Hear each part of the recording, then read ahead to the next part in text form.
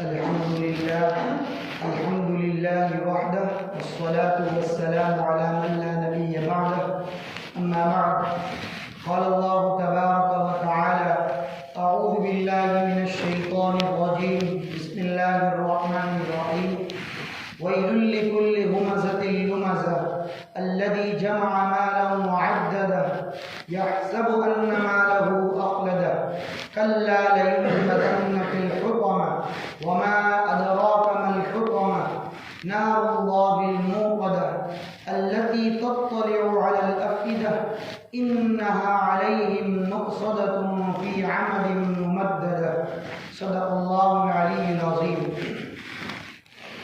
محترم و مکرم میرے دینی و ایمانی بھائیوں،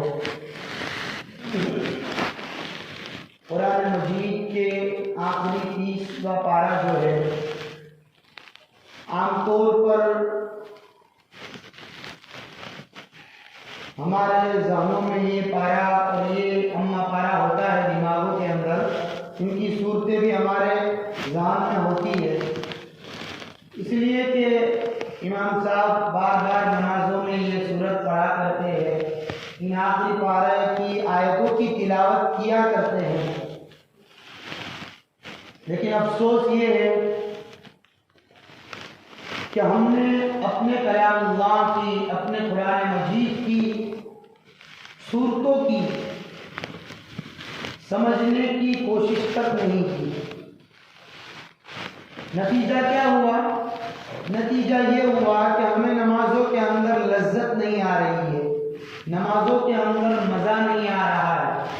نمازوں کے اندر ہم صورتیں پڑھ رہے ہیں تو ان صورتوں کا، ان آیتوں کا ترجمہ ہمیں معلوم نہیں ہے، ان کا مطلب ہمیں پتہ نہیں ہے، تو ہمیں مزہ بھی نہیں آ رہا ہے. جیسے پڑھی ویسے پڑھ کر نماز پڑھتے چلے جاتے. کبھی امام صاحب نے کبھی قرات لمبی کر دی تو ہم فوراً نماز کے بعد واویلا مچا دیتے ہیں کہ آج امام صاحب نے بڑی قرات کر دی. اس لیے افسوس اس بات پر ہو رہا ہے کہ ہم نے کم از کم یہ جو نمازوں میں پڑھی جانے والی صورتیں ہیں ان کے ترجمے اور اس کے سمجھنے کی کوشش تک نہیں. یقیناً قرآن پاک کو صرف پڑھنا یا صرف اس کی تلاوت کرنا بھی بہت بڑا اپنی جگہ پر اجر و ثواب رکھتا ہے. ایسا نہیں ہے کہ صرف پڑھ لینے سے، سن لینے سے کوئی ثواب نہیں ملتا، صرف سمجھنا بھی اس کے ساتھ ضروری ہے، ایسا نہیں ہے. بلکہ قرآن کو صرف پڑھ لیا، اس کی صرف تلاوت بھی کر لی تو اس کا بھی بہت بہت بہت بڑا اجر و ثواب اللہ تبارک و تعالیٰ نے رکھا ہے. اللہ کے رسول صلی اللہ تعالی علیہ وسلم فرماتے ہیں من قرأ الف لام میم، کہ جس نے الف لام میم پڑھا اللہ تعالیٰ اس کو 30 نیکیاں عطا فرمائیں گے. 1 2 3 نہیں بلکہ 30 نیکیاں، 30 تمہارے نامہ اعمال میں اچھائیاں لکھی جائے گی. پھر آگے اللہ کے رسول فرماتے ہیں کہ میں یہ نہیں کہتا کہ الف لام میم ایک حرف ہے، بلکہ الف ایک حرف، لام ایک حرف اور میم ایک حرف، یہ 3 حرف ہوئے. ان 3 حرفوں کو پڑھنے پر تمہیں 30 نیکیاں عطا کی جائے گی. پھر اور ایک بات میں آپ حضرات کے سامنے عرض کرتا چلوں کہ ہمیشہ ہمارے ذہنوں اور دماغوں میں یہ بات بیٹھی ہوئی ہے کہ ہم جو کچھ بھی عبادت کر رہے ہیں، چاہے وہ نماز ہو، روزہ ہو، زکوٰۃ ہو، صدقہ خیرات ہو، کسی بھی قسم کی کوئی بھی عبادت، تو اس عبادت کا بدلہ ہمارے ذہن میں ہمیشہ سے یہ رہا ہے کہ اس کا بدلہ جو ہے وہ مؤجل، وہ باقی ہے، ادھار ہے، کل قیامت میں ہمیں ملے گا، جنت کی شکل میں، اللہ تعالیٰ کی رضا اور خوشنودی کی شکل میں ملے گا. یہ ہمارے ذہنوں کے اندر یہ بات بیٹھی ہوئی ہے کہ بھائی کوئی بھی عبادت کرو تو اس کا ثواب مرنے کے بعد ہمیں آخرت میں ملے گا. یہ ہمارے ذہن میں بیٹھا ہوا ہے. نتیجہ کیا ہوا اس کا کہ کچھ لوگ ایسے وظیفے تلاش کرنے لگے عاملوں کے پاس، پیروں کے پاس اور باپوؤں کے پاس کہ بھائی ایسا وظیفہ تم ہمیں بتلاؤ کہ جس کا کا ہمیں دنیا کے اندر بدلہ ملے، فائدہ ملے، جس کی وجہ سے آج اس موبائل کے دور میں پورا یوٹیوب وظیفوں سے بھرا پڑا ہے، اور ان وظیفوں کے چکر میں آ کر انسان ان پیروں کے وظیفوں کے بتلائے ہوئے، عاملوں کے وظیفے بتلائے ہوئے، ان کے چکر میں آ کر انسان اگر کہہ دیتا ہے کہ 313 مرتبہ فلانا وظیفہ پڑھنا ہے رات کے اس پہر یا صبح سویرے جلدی اس وقت، تو انسان اتنی پابندی کرتا ہے کہ اپنی نیند قربان کر کے اس وظیفے کے پیچھے لگ جاتا ہے۔ کیوں؟ اس کو عامل نے یا کسی پیر نے یہ کہا کہ یہ وظیفہ پڑھے گا تو صبح تیرے ساتھ یہ معاملہ ہوگا، تجھے یہ اتنے روپیے ملیں گے، تیرے ساتھ کھلا معاملہ ہوگا۔ اس لالچ میں آ کر انسان اپنی نیند قربان کر کے اپنے آپ کو اتنا دھیان دے کر اس وظیفے کے پیچھے لگ جاتا ہے کہ نہ ایک مرتبہ زیادہ ہوتا ہے نہ ایک مرتبہ کم ہوتا ہے، اتنا دھیان اور توجہ کے ساتھ اس وظیفے کو پڑھنے میں اپنے آپ کو لگا دیتا ہے۔ دوسری طرف میرے اور آپ کے پوری کائنات کے نبی محمد الرسول اللہ صلی اللہ تعالی علیہ وسلم نے ایک وظیفہ بتلایا ہے، بہت سارے ان میں سے ایک وظیفہ آپ کو بتلاتا چلوں کہ سورہ بقرہ جو ہے، قرآن کی سورت جو ہے، سورہ فاتحہ کے بعد پہلی سورت سورہ بقرہ، اس کی آخری جو آیت ہے آمن الرسول بما انزل الیہ من ربہ والمؤمنون، اور سورت مکمل تک وہ دو آیت کو انسان اگر سونے سے پہلے پڑھ لیتا ہے تو پوری رات فرشتے ان کی حفاظت کرتے ہیں۔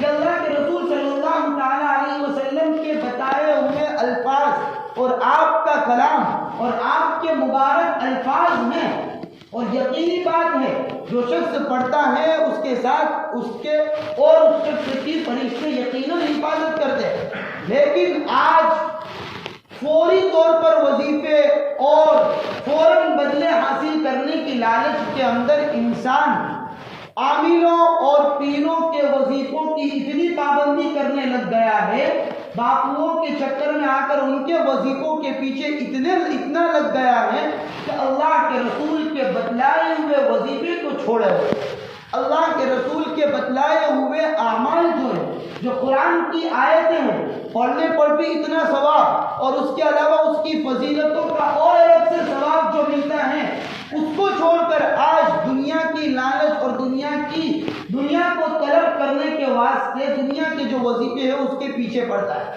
معلوم یہ ہوا کہ ہمیں ہمارے نبی کے الفاظ پر اور آپ کی بات پر اعتماد نہیں ہے، نعوذ باللہ۔ ہمیں ہمارے نبی اللہ کے رسول محمد الرسول اللہ صلی اللہ علیہ وسلم کی بات پر اور آپ کے الفاظ پر نعوذ باللہ اعتماد اور بھروسہ نہیں ہے، اسی وجہ سے ہم کسی اور کے پاس جاتے ہیں۔ پھر میں یہ بتلا رہا تھا کہ اللہ کے رسول صلی اللہ تعالی علیہ وسلم نے ارشاد فرمایا کہ جو شخص الف لام میم پڑھے گا تو اللہ تبارک و تعالیٰ اس کو 30 نیکیاں عطا فرمائیں گے۔ یہ ایک حدیث ہے، حدیث۔ اب حدیث کس کو کہتے ہیں؟ حدیث کا عام طور پر ترجمہ یہ ہوتا ہے بات جو میں یہ بات کر رہا ہوں، بات عربی زبان میں اس کو حدیث کہیں گے، لیکن میرے اور آپ کی اور دنیا کے کسی اور شخص کی بات کو حدیث نہیں کہا جائے گا۔ حدیث آپ صلی اللہ علیہ وسلم کی بات کو حدیث، کیوں؟ اس لیے کہ کسی نے کہا ہے کہ ہر اس بات کو حدیث کہا جاتا ہے جو کہنے کے قابل ہو، بات کرنے کے قابل ہو۔ پر آپ مجھے بتلائیے کہ آپ صلی اللہ تعالی علیہ وسلم کی کون سی ایسی بات ہے جو کہنے اور بتلانے کے قابل نہیں؟ آپ کی ہر بات، آپ کے ہر بول اور آپ کے ہر الفاظ یقیناً کہنے کے قابل ہے، اس لیے آپ کی بات کو حدیث کہا جاتا ہے، اور میرے اور آپ کی بات کو حدیث نہیں کہا جائے گا، بلکہ میری اور آپ کی بات تو گندی ہوگی، میری اور آپ کی بات تو خراب ہوگی، میری اور آپ کی بات تو عیاشی والی یقیناً ہوگی۔ اس لیے میری بات کو اور آپ کی بات کو حدیث نہیں کہا جائے گا، حدیث تو کہا جائے گا اللہ کے رسول صلی اللہ تعالی علیہ وسلم کی بات کو، اس لیے کہ آپ کی بات سے دنیا میں کسی اور کی بات بڑی نہیں ہو سکتی، آپ کی بات سب سے بڑی ہے اور آپ صادق اور مصدوق ہیں، اور آپ صلی اللہ تعالی علیہ وسلم کی لائف اور آپ صلی اللہ تعالی علیہ وسلم کی زندگی میرے اور آپ کے اور قیامت تک آنے والے سارے انسان کے لیے عزیز دوستو سب کچھ ہے۔ آپ صلی اللہ تعالی علیہ وسلم کی جو زندگی تھی 63 سالہ، وہ آپ کی زندگی دنیا کی ہر مخلوق کے لیے سب کچھ ہے۔ اگر انسان کوئی تاجر ہے، تجارت کرنا چاہتا ہے تو اللہ کے رسول نے تجارت کر کے بتلایا۔ اگر کوئی انسان فارمر ہے، کسان ہے، کھیڑوت ہے، کھیتی کر رہا ہے، آپ نے کسانی اور کھیتی کر کے بتلائی۔ اگر کوئی انسان جاب کرنا چاہتا ہے، نوکری کرنا چاہتا ہے، آپ نے جاب کر کے بھی بتلایا۔ اگر کوئی انسان قرض دینا یا قرض لینا چاہتا ہے، آپ نے قرض لے کر بھی بتایا، آپ نے قرض دے کر بھی بتایا، آپ نے صلح کر کے بھی بتلایا، آپ نے امام بن کے بھی بتلایا، آپ نے اپنے سامنے بلال کو مؤذن بنا کر بھی بتلایا، اور آپ نے امام امیر بن کے بھی بتلایا، اور آپ نے مامور بن کے بھی دنیا کو بتلایا۔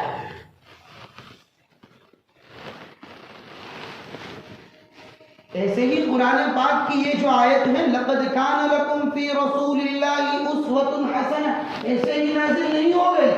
کیا ترجمہ اس کا؟ اللہ تبارک و تعالیٰ فرماتے ہیں کہ تمہارے لیے اللہ کے رسول کی زندگی میں بہترین سیمپل ہے، بہترین نمونہ ہے۔ تمہیں اگر جینا ہے، تمہارے اس جسم اور اس شریر اور اس مشین کو چلانا ہے، تو نبی کریم صلی اللہ تعالی علیہ وسلم کی زندگی تمہارے لیے سیمپل ہے، تمہارے لیے نمونہ ہے۔ تم اس کو اپناؤ، تمہارا یہ مشین چلنے لگے گا۔ تمہاری اگر آنکھ کو استعمال کرنا ہے، نبی کریم صلی اللہ علیہ وسلم کی زندگی کو پڑھو۔ زبان کو استعمال کرنا ہے، نبی کی زندگی کو پڑھو۔ ہاتھ کو چلانا ہے، کان کو سننے میں لگانا ہے، یا کسی بھی عضو کو لگانا ہے، تو کیا کرے؟ آپ نبی کی زندگی کو پڑھو۔ آج کل لوگوں کے اندر امیر اور لیڈر اور صدر اور بڑا بننے کی خواہش ہر کسی کو ہوتی ہے۔ ہر کوئی بڑا بننا چاہتا ہے، ہر کوئی قوم کا رہبر بننا اور بڑا اپنے آپ کو امیر بننا چاہتا ہے، لیڈر بننا چاہتا ہے، صدر بننا چاہتا ہے۔ تو کیا کرتا ہے وہ؟ آج کا انسان اگر امیر اور صدر بننا، لیڈر بننا چاہتا ہے، تو دنیا کے کسی انگریز کی تاریخ اور انگریز کی ہسٹری اور اس کی زندگی اور اس کی سوانح کو اٹھا کر پڑھتا ہے، فلاں کی پڑھتا ہے، فلاں کی پڑھتا ہے۔ کسی دنیا کے انسان میں سے کسی انگریز کی، کسی یہودی کی، کسی عیسائی کی یا کسی غیر مسلم کی ہسٹری پڑھتا ہے لیڈر بننے کے لیے اور صدر بننے کے لیے اور امیر بننے کے لیے۔ ارے میرے نبی کریم صلی اللہ تعالی علیہ وسلم کی تاریخ اور آپ کی سیرت اور آپ کی سواری پڑھ کے تو دیکھیں کہ آپ نے لیڈر بن کر اور آپ نے صدر بن کر اور آپ نے امیر بن کر کس طرح زندگی گزاری۔ آپ دنیا کے امیر تھے، صدر تھے، آپ لیڈر تھے، پوری اپنی امت کے لیے آپ لیڈر اور صدر تھے۔ آپ کا ایک چھوٹا سا واقعہ آپ کو بتلاتا چلوں۔ آپ صلی اللہ تعالی علیہ وسلم جب معائشہ کے گھر گئے تو آپ نے کہا کہ گھر میں کچھ کھانے کے لیے ہے۔ معائشہ صدیقہ نے جواب دیا کہ کہیں سے ہدیہ آیا ہوا تھا، لیکن آپ کی آمد سے پہلے، آپ کے آنے سے پہلے کوئی مسکین فقیر مانگنے والا آ گیا، میں نے اس شخص کو یہ دے دیا۔ آپ صلی اللہ تعالی علیہ وسلم کے چہرے پر اور آپ کی پیشانی پر بل تک نہیں آیا۔ آپ مجھے بتلائیے کہ یہ صفت دنیا کے کسی لیڈر اور صدر اور کسی امیر میں پائی جاتی ہے؟ کسی امیر اور لیڈر کے اندر یہ صفت پائی جاتی ہو تو مجھے بتلائیے۔ اگر امیر اور لیڈر بننا ہے تو یہ صفت کو اپناؤ، یقیناً تم امیر ہو، یقیناً تم صدر کہنے کے لائق ہو، یقیناً تم لیڈر کہنے کے لائق ہو۔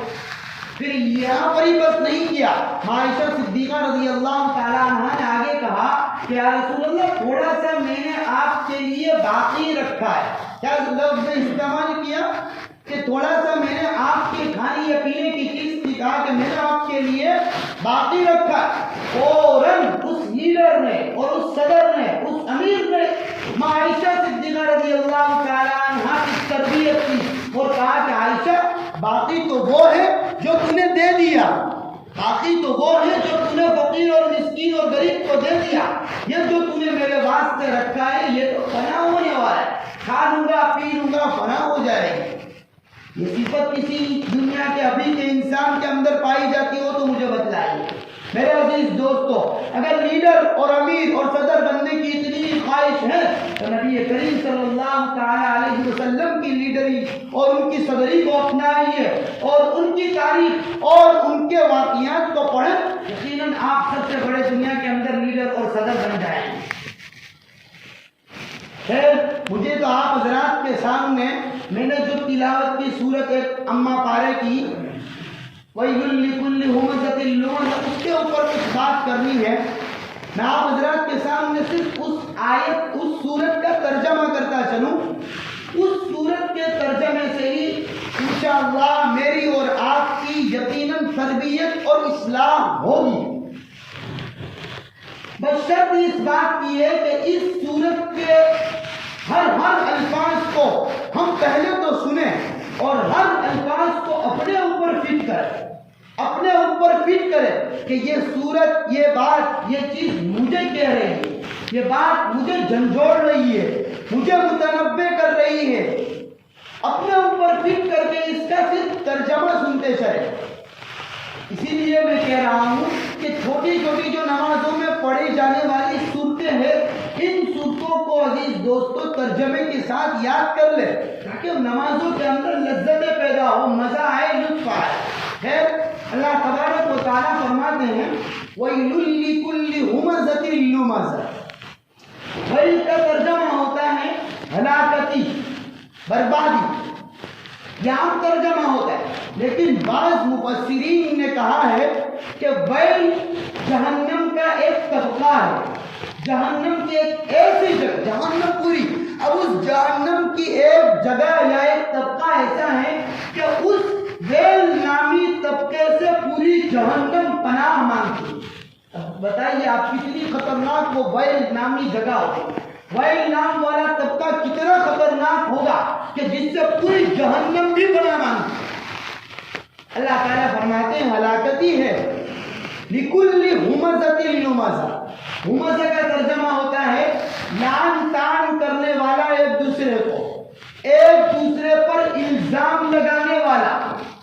اب لمزہ کا ترجمہ ہوتا ہے غیبت کرنے والا، لعن طعن اور الزام تراشنے والا ایک دوسرے پر اور غیبت کرنے والا ایک دوسرے کی، ان میں ان ہر شخص کے لیے ہلاکتی ہے۔ اب اندازہ لگائیے اللہ تعالیٰ نے کیا لفظ استعمال کیا۔ آگے فرمایا الذی جمع مالا وعدد، کہ وہ کون ہے جو مال کو جمع کرتے ہیں اور اس کو گنتے ہیں تکبر کرتے ہوئے۔ اب اس کو گننا اس لیے ہوتا ہے کہ بھائی میرے پاس اتنا سارا مال ہے، اب گن رہا ہے مطلب تکبر کر رہا ہے اور دوسروں کو لعن طعن اور الزام تراش رہا ہے، دوسروں کی غیبتیں کر رہا ہے مال کے ہوتے ہیں۔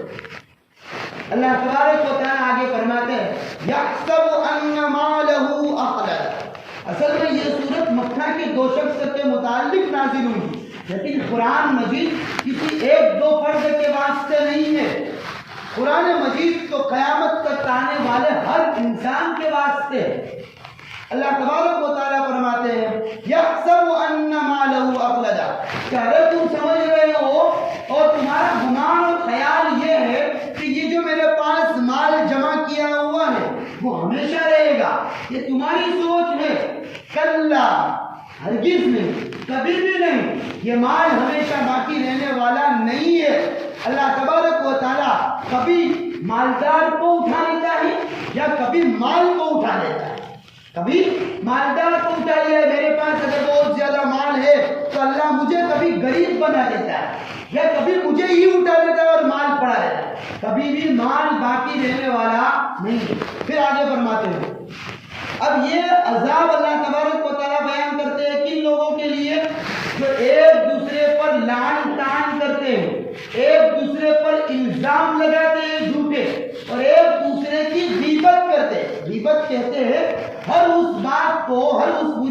بات کو کسی دوسرے شخص کی اس کے غائب نہ کرے. میں یہاں کھڑا ہوں، اس شخص سے بات کر رہا ہوں فلاں شخص کی. اب اگر یہی بات اس شخص کو پتا چلے تو اس شخص کو برا لگے کہ میرے بارے میں اس طرح بات کری اس صاحب نے، اس کو غیبت کہتے ہیں. چاہے وہ بات سچی ہو یا جھوٹی ہو، فلاں شخص اچھا ہو یا خراب ہو یا جیسا بھی ہو، وہ کنجوس ہو، وہ گالی گلوچ کرتا ہو، زانی ہو، کیسا بھی ہو. اب اگر اس شخص کی بات میں نے یہاں پر اس شخص سے کری کہ فلاں شخص ایسا ہے، جب یہی بات اس کو پتا چلی تو اگر اس کو برا لگے تو اس بات کو کہتے ہیں غیبت. اب غیبت کرنے والے شخص کے لیے اور لعن طعن کرنے والے شخص کے لیے اللہ تبارک و تعالیٰ عذاب اب بیان کرتے ہیں. لَيُنبَذَنَّ فِي الْحُطَمَةِ.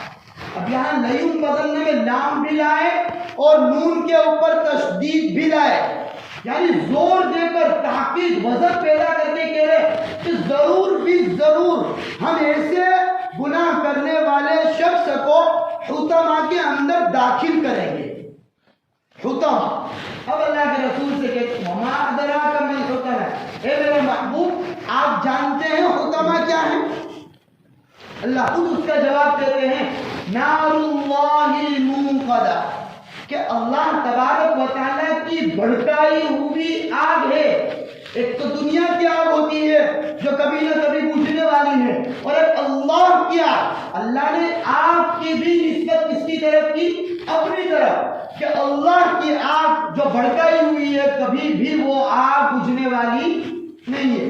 التی تطلع علی الافئدہ. افئدہ کا ترجمہ ہوتا ہے دل. اگر دنیا کی آگ سے کسی انسان کو جلایا جائے یا کوئی انسان جلے تو اس کا جسم جلتے ہی وہ انسان کیا ہو جاتا ہے؟ بہت زیادہ جلنے کے بعد وہ مر جاتا ہے، اس کے دل تک وہ آگ نہیں پہنچتی. اللہ تعالیٰ فرماتے ہیں کل قیامت کے دن التی تطلع علی الافئدہ، کہ وہ میری بھڑکائی ہوئی آگ سے اس کو اس طرح جلایا جائے گا کہ اس کے جسم کو جلاتے جلاتے اس کے دل کو جلائے، اس کے ہارٹ کو جلائے، اس کے اندر. اب اس کے باوجود بھی انسان وہاں پر مرے گا نہیں، وہاں پر انسان مرے گا نہیں، یہ گناہ کرنے والا شخص مرے گا نہیں. اب انہا علیہم مؤصدۃ فی امد ممددہ. دنیا کے اندر کسی جگہ پر آگ لگی ہے تو یہاں پر اگر آگ لگی ہے تو انسان آگ سے بچنے کے لیے بھاگتا ہے، تو کبھی راحت مل جاتی ہے، کبھی آگ لگ جاتی ہے، کبھی راحت آگ بھاگتا رہتا ہے، ادھر سے ادھر بھاگتا رہتا ہے، راحت ملتی ہے، آگ لگتی ہے، ایسا ہوتا ہے. اللہ تعالیٰ فرماتے انہا علیہم مؤصدہ فی امد ممددہ، کہ وہاں پر اس شخص کو، اس گناہ کرنے والے شخص کو کھڑے ہوئے ستون کے ذریعے باندھ دیا جائے گا کہ وہ حرکت کر نہیں پائے گا، ہل نہیں سکے گا. اب اس کو جلایا جائے گا. اللہ، یہ اللہ تبارک و تعالیٰ فرماتے ہیں حطمہ کیا چیز ہے. اس طرح انسان جو ایک دوسرے پر آج آسانی کے ساتھ ہم ایک دوسرے پر لعن طعن کر دیتے ہیں، ایک دوسرے کو فوراً الزام لگا دیتے ہیں. کوئی واٹس ایپ کا میسج دیکھ کر، فلاں کی اس کا میسج دیکھ کر یا کسی کی خبر سن کر فوراً لگا دیتے ہیں کہ فلاں بھائی ایسا، فلاں بہن ایسی، فلاں کی لڑکی اس کے ساتھ یہ، لگا دیتے ہیں فوراً الزام. اور غیبتوں میں تو اللہ کی پناہ، ہماری عورتیں غیبتوں میں جتنی آگے ہے اتنی کسی اور مذہب کی عورتیں آگے نہیں. آج ہماری عورتیں جب دو ملتی ہیں تو فوراً ایک دوسرے کی غیبتیں شروع ہو جاتی ہے. اب میرے عزیز دوستو، یہ باتیں، یہ قرآن کی آیت کا ترجمہ ہمارے تک محدود نہیں رکھنا ہے، ان صورتوں کے ترجمے کو بیان کرنا ہے گھر میں اور بتلانا ہے کہ غیبت کا نتیجہ اور اس کی سزا یہ ہے. دوسری جگہ پر اللہ تبارک و تعالیٰ فرماتے ہیں ما یفعل اللہ بعذابکم ان شکرتم وآمنتم. ارے بھائی، ارے میرے بندے، میں تمہیں عذاب دے کر کیا کروں گا؟ میں نے تمہیں عذاب دینے کے لیے پیدا نہیں کیا. اگر تم میرا شکر ادا کرو، اگر تم میری مطیع اور میرے فرما بردار بن جاؤ تو اللہ تبارک و تعالیٰ بہترین بدلہ دینے والے ہیں اور اللہ تبارک و تعالیٰ بڑے جاننے والے ہیں. اور بعض صوفیہ نے کہا ہے وَكَانَ اللَّهُ شَاكِرًا عَلِيمًا. شاکر کا ترجمہ اکثر تو مفسرین یہی کرتے ہیں کہ بدلہ دینے والے اللہ تعالیٰ. اگر میں اللہ کا فرما بردار بندہ ہوں، اگر میں نمازیں پڑھتا ہوں، اس کی اطاعت کرتا ہوں تو مجھے اللہ کیا دے گا؟ بہترین قسم کا بدلہ دے گا۔ بعض صوفیہ کرام فرماتے ہیں کہ شاکرن کا ترجمہ یہ ہوتا ہے کہ اللہ تبارک و تعالیٰ کل قیامت کے دن ہمارا شکر ادا کرے گا، ہمارا شکر ادا کرے گا کہ میرا فلاں بندہ میرا مطیع اور فرما بردار تھا، میں تیرا شکر ادا کرتا ہوں۔ اب جس کا دنیا کے اندر ہمیں شکر ادا کرنا چاہیے، جو ہمیں صبح سے شام تک کھلا رہا ہے، پلا رہا ہے، چین کی نیند سلا رہا ہے، اور ہمیں بہترین قسم کی سانس دے رہا ہے مفت کے اندر، وہ اللہ جس کا ہمیں یہاں پر شکر ادا کرنا چاہیے اور کرتے ہی رہنا چاہیے، وہ اگر ہم اس کے مطیع اور فرما بردار ہیں تو کل قیامت کے دن وہ ہمارا شکر ادا کرے گا۔ اس لیے عزیز دوستوں، ہمیں پہلے تو یہ آخری پارے کی جو چھوٹی چھوٹی صورتیں ہیں ان کے ترجمے کو اور ان کی چھوٹی مختصر سی معلومات کو یاد کر لینا چاہیے اور اپنے دماغ میں بٹھا لینا چاہیے۔ فائدہ سب سے بڑا یہ ہوگا، سب سے بڑا فائدہ یہ ہوگا کہ نمازوں کے اندر لذت آئے گی، نمازوں کے اندر مزہ آئے گا اور نمازیں ہماری بن جائے گی جس طرح نماز پڑھنے کا نبی کریم صلی اللہ علیہ وسلم نے طریقہ بتلایا۔ آج ہماری نمازیں میں بار بار بتلاتا ہوں کہ نمازیں اس طرح ہوتی ہے کہ 3 مرتبہ سبحان ربی العظیم یا اعلیٰ پڑھا کہ نہیں پڑھا ہم فوراً کھڑے ہو گئے۔ ارے اللہ کے بندے، ہم سجدے کے اندر جا رہے ہیں تو یہ سوچے کہ بھائی میں کیا کر رہا ہوں، سجدہ نہیں، میرے سامنے اللہ کھڑے اور اللہ کے سامنے میں اپنی پیشانی کو جھکا رہا ہوں۔ کوئی انسان کسی دوسرے انسان کے سامنے اپنی پیشانی جھکا سکتا ہے؟ ہرگز نہیں۔ اگر جھکاتا بھی ہے تو کتنے شرم کے ساتھ جھکا ہے۔ غیر مسلم کے اندر جو یہ رواج ہوتا ہے، اگر جھکانا ہوتا ہے کسی اور کے سامنے تو کتنی شرمندگی کے ساتھ جھکاتے، لیکن یہاں تو اللہ کے سامنے ہمیں جھکانا ہے اور اس سے خوشی بھی ہونی چاہیے کہ اللہ ہمارے سامنے کھڑا ہے۔ اب اس کے سامنے جھک کر میرے عزیز دوستو صرف 3 مرتبہ نہیں پڑھنا، 5 مرتبہ پڑھے، 7 مرتبہ ہم پڑھے، یعنی طاق عدد کے اندر ہم پڑھے، طاق یعنی ایک ہی سنکھیا کے اندر ہم پڑھے، 3 پڑھے، 5 پڑھے، 3 مرتبہ پڑھیں گے، 5 یا 3 مرتبہ ہی اگر پڑھنا ہے تو اطمینان کے ساتھ پڑھے، یقیناً آپ کو مزہ آئے گا۔ اور ہماری نمازوں کے اندر تعدیل ارکان یعنی ہر ایک رکن کو آہستہ آہستہ کرنا واجب ہے، آہستہ آہستہ کرنا واجب ہے۔ ہماری 4 رکعت کتنے منٹ میں ہو جاتی ہے؟ 4 منٹ میں ہو جاتی ہے۔ اس لیے میرے عزیز دوستوں، پہلے تو ہم ان صورتوں کو، اس کے ترجمے کو، اس کی چھوٹی سی معلومات کو اپنے اندر لائے، یاد کریں اپنے آپ کو۔ ابھی تو موبائل کا زمانہ ہے، اس میں بھی یاد کر سکتے ہیں۔ صرف موبائل، فلم وغیرہ اور ایسی چیزیں دیکھنے کے لیے نہیں ہے، اس سے بھی کچھ نہ کچھ فائدہ اٹھائے اگر ہمارے پاس ہے تو، اس سے ترجمہ، اس سے کچھ تشریح حاصل کر کے اپنے آپ کو بنائے اور اپنی عبادتوں کو بنائے۔ جب عبادت بنے گی تو اللہ تعالیٰ ہمیں ہمارا شکر ادا کرے گا کل قیامت کے دن۔ اللہ تبارک و تعالیٰ کئی سنی باتوں پر عمل کرنے کی توفیق عطا فرمائے۔ وَأَقُولُ قَوْلِي هَذَا وَأَسْتَغْفِرُ اللَّهَ لِي وَلَكُمْ۔